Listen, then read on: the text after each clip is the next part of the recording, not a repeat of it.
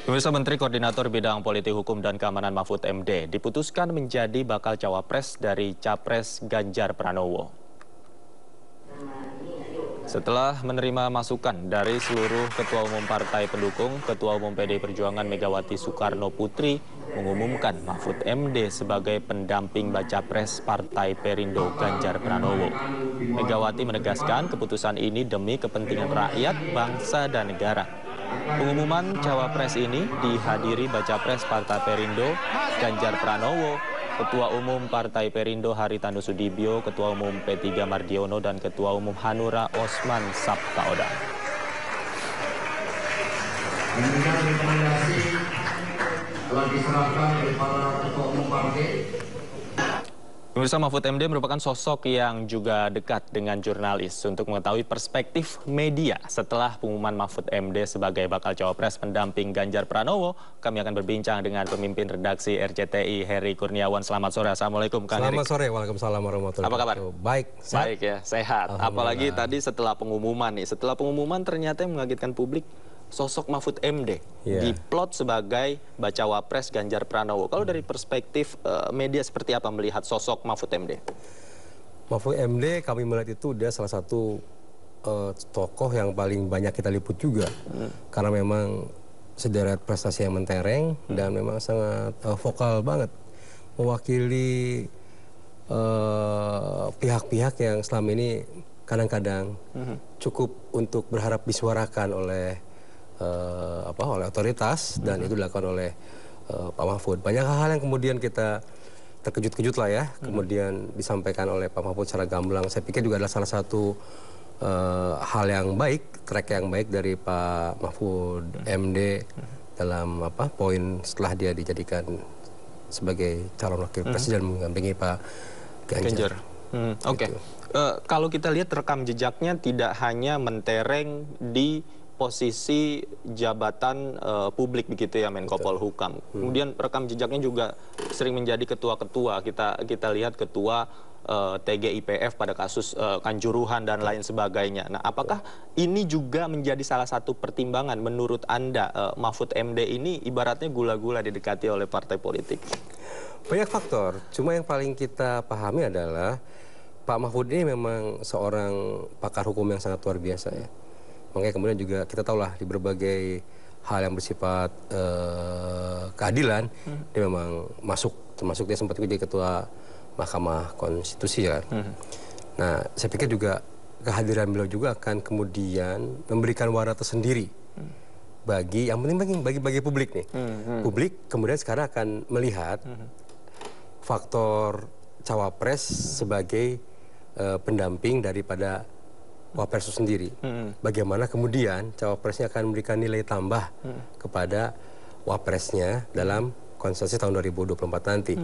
Dan betul, misalnya aktivitas Pak Mahfud dengan sederet prosesnya juga sudah dihitung banget. Saya yakin sudah dihitung dengan sangat presisi, bahkan dalam candaannya Bu Mega sempat bilang bahwa saya sering dibully maka nanti ada Pak Mahfud akan membela. Itu sebetulnya hanya sebagai ungkapan bahwa betapa Pak Mahfud itu memiliki pemahaman yang sangat kompleks, yang sangat baik terkait dengan hukum. Dan saya pikir juga terkait hukum itu memang salah satu concern kita di Indonesia, penegakan keadilan, bahwa hukum tidak boleh tajam ke atas, tapi juga harus merata ke seluruh. Saya pikir juga hitung-hitungannya yang kami lihat itu adalah kemudian bagaimana kemudian juga Pak Mahfud bisa diandalkan, paling ada expertise-nya dalam penegakan keadilan. Karena saya lihat mereka juga terkait dengan keadilan sendiri kan kemudian sangat luas, bukan hanya keadilan pidana atau perdata, tapi hal-hal lainnya juga.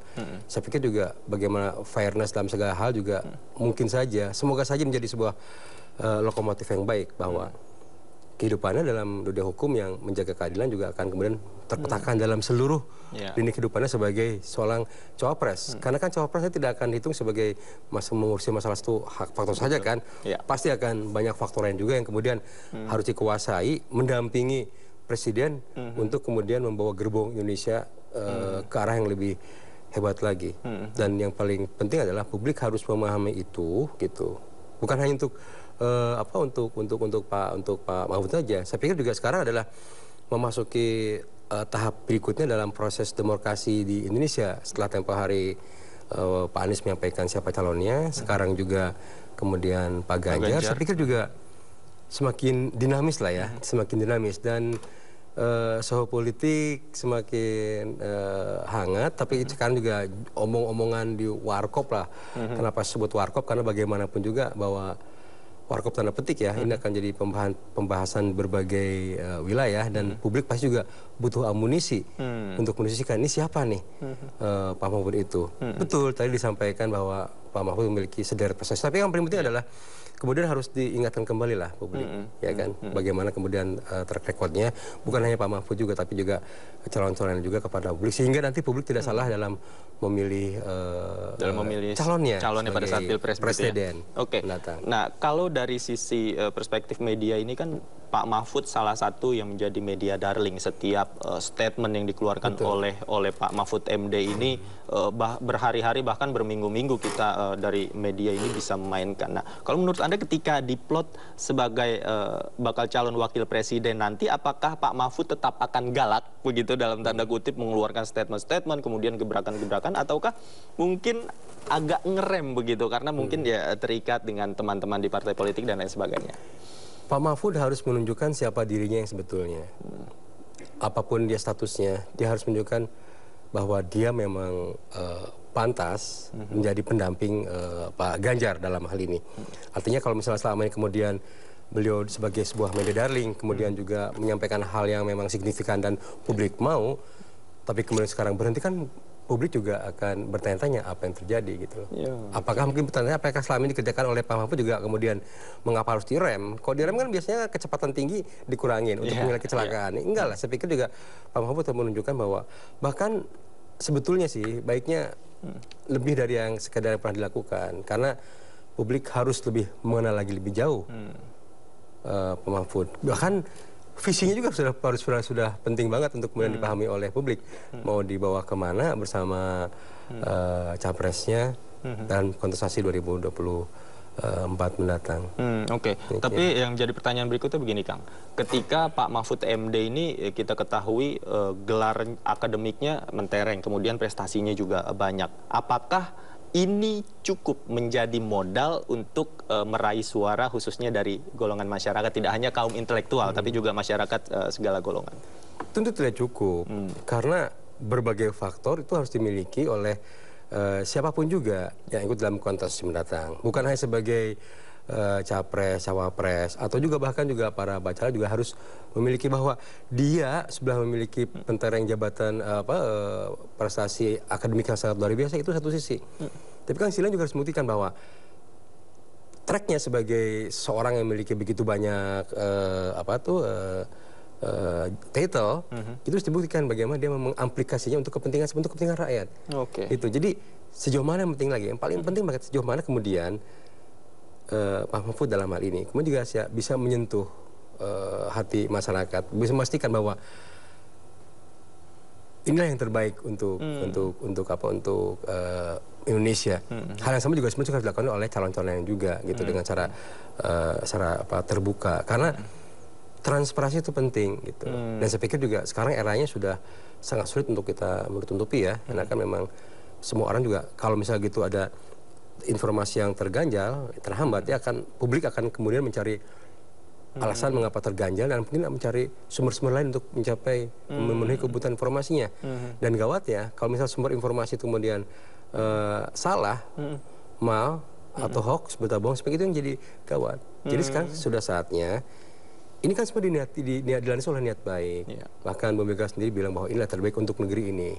Maka yang terbaik itu memang semuanya harus terbuka semuanya, memperlihatkan bagaimana tadi sederet title yang luar biasa itu, sederet proses itu memang kemudian publik memahami bahwa ini memang betul-betul seperti disampaikan oleh Bu Mega tadi sebagai yang terbaik untuk Indonesia. Yang terbaik untuk Indonesia. Nah, bicara soal pemanfaatan tadi sumber informasi. Nah, kita ketahui Pak Mahfud ini kan cukup aktif di media sosial, begitu, di Twitter. Kemudian bahkan pernyataannya juga berawal dari Twitter, kemudian besoknya jadi headline begitu, jadi berita. Nah, kalau dari Anda sendiri melihat sosok Pak Mahfud memanfaatkan media baru ini, termasuk media sosial, seperti apa?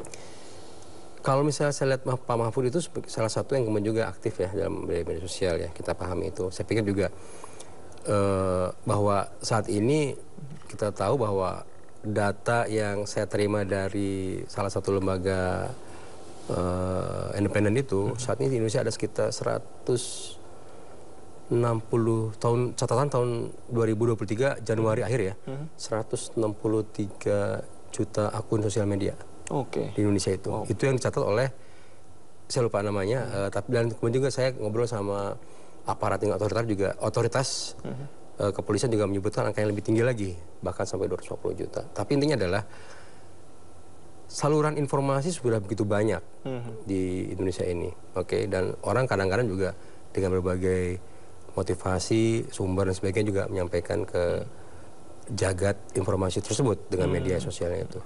Dan kemudian Komisi Pak Mahfud kemudian juga memanfaatkan hal yang serupa, saya pikir itu hal yang sangat positif karena yang disampaikan itu mempunyai nilai yang informasi yang baik, yang berguna untuk masyarakat, bermanfaat.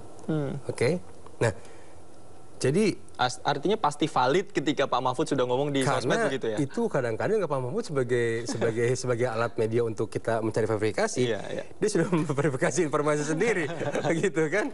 Ya memang plus-plus, tapi paling tidak itu memang kita tahu lah saat ini ada polisi informasi yang sangat luar biasa dan pemanfaatan media sosial untuk itu salah satu yang juga penting, seperti juga kita kerjakan di media mainstream, melakukan hal yang serupa sebetulnya. Tapi juga hal yang dilakukan oleh Pak Mahfud dan juga pihak-pihak lain serupa memanfaatkan media sosial juga itu hal yang sangat baik saya pikir. Oke, baik. Kita lihat nanti gebrakan seperti apa lagi oleh Pak Mahfud. Terima kasih Kang Heri Kurniawan sudah bergabung bersama kami di Indo Sore.